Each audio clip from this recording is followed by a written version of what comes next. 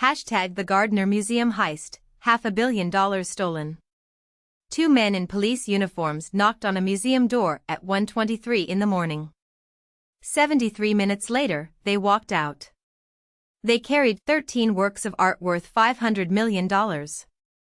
And in the 36 years since, not one piece has ever been recovered. This is the largest art theft in human history. And nobody has ever been charged. Boston, 1990. The Isabella Stewart Gardner Museum sits in the Fenway neighborhood like a secret, a Venetian palazzo dropped into a Massachusetts winter, built by one of the most eccentric collectors America ever produced. Isabella Stewart Gardner spent decades amassing her collection: Rembrandts, Vermeers, Degas sketches, a Manet, a Flink.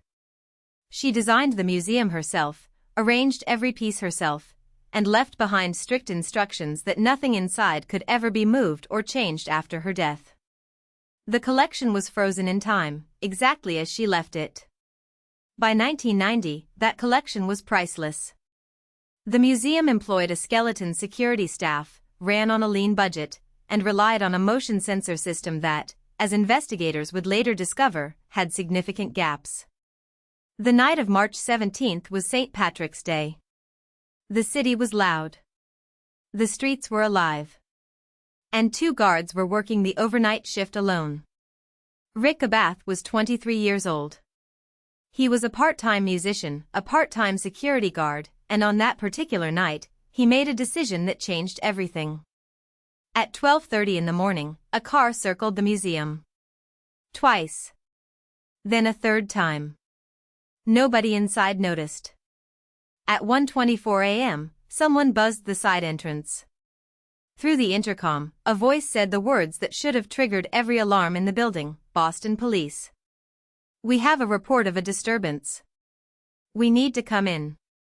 The museum's protocol was explicit. Guards were not to open the door for anyone after hours without calling a supervisor first. Rick Abath did not call his supervisor. He pressed the button and unlocked the door. The two men who walked in were not police officers. They wore police uniforms. They wore fake mustaches. And within seconds of stepping inside, they told Abath there was a warrant out for his arrest. The second guard, Randy Heston, came to see what was happening. He was told the same thing. Both men were handcuffed. Both were led to the basement. Their handcuffs were looped around pipes, Abath to one, Heston to another, and duct tape was wrapped around their heads, covering their eyes and mouths. They were left there. Helpless. In the dark. While above them, two strangers walked freely through one of the greatest art collections in the world. For the next 73 minutes, the thieves worked methodically. They knew the building. They knew which rooms to hit. They bypassed dozens of works and went straight for specific pieces. They cut two Rembrandt paintings directly from their frames. They rolled up a Vermeer, The Concert, one of only 34 known Vermeer paintings on Earth, and carried it out like a poster. They took 3 Degas sketches. A Manet. A Flink. A bronze Chinese beaker from the ancient collection. And they took a small Rembrandt self-portrait, barely the size of a hardcover book, estimated value, $10 million on its own. They also took the finial from the top of a Napoleonic flagpole. Nobody has ever fully understood why. At 2:45 in the morning, they left. The motion detectors recorded their path through the museum, a digital trail of exactly where they went, what they touched, and which rooms they avoided. The recordings showed they never went near the surveillance cameras. They walked out the same door they came in. It was hours before anyone found the guards. The FBI arrived to a crime scene unlike anything they had processed before. Empty frames still hanging on the walls. Cut canvas edges. The ghost outlines of paintings that had been there for a century, now just negative space. And two traumatized guards with almost nothing useful to say. Abath's behavior immediately drew scrutiny. He had buzzed the men in. He had abandoned his post earlier that evening to prop open a side door, a detail that suggested either staggering incompetence or something worse. Investigators circled him for years.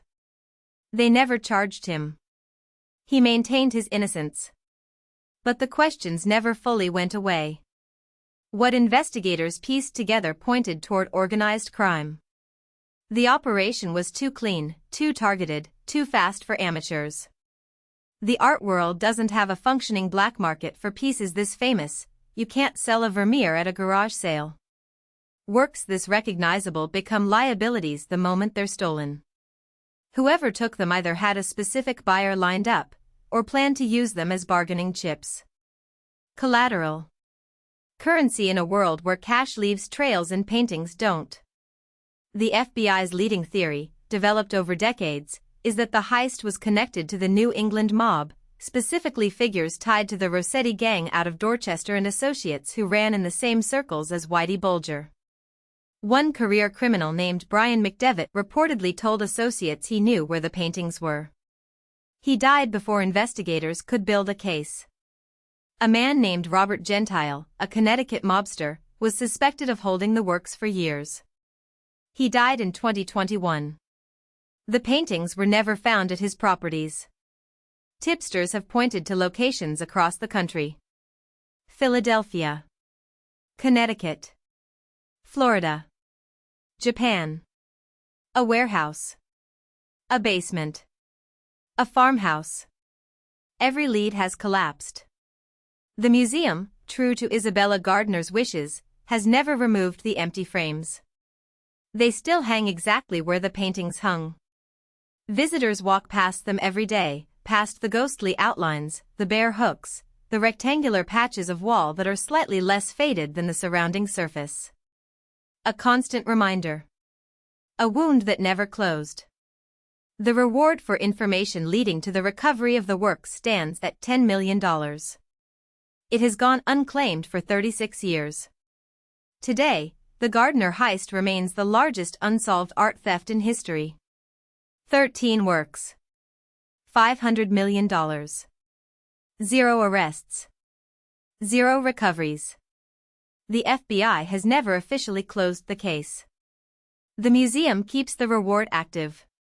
And somewhere, in some basement or vault or storage unit that nobody has thought to search, there is a rolled-up canvas that Vermeer painted 350 years ago, the only painting of his that has never been publicly displayed since the day it was finished.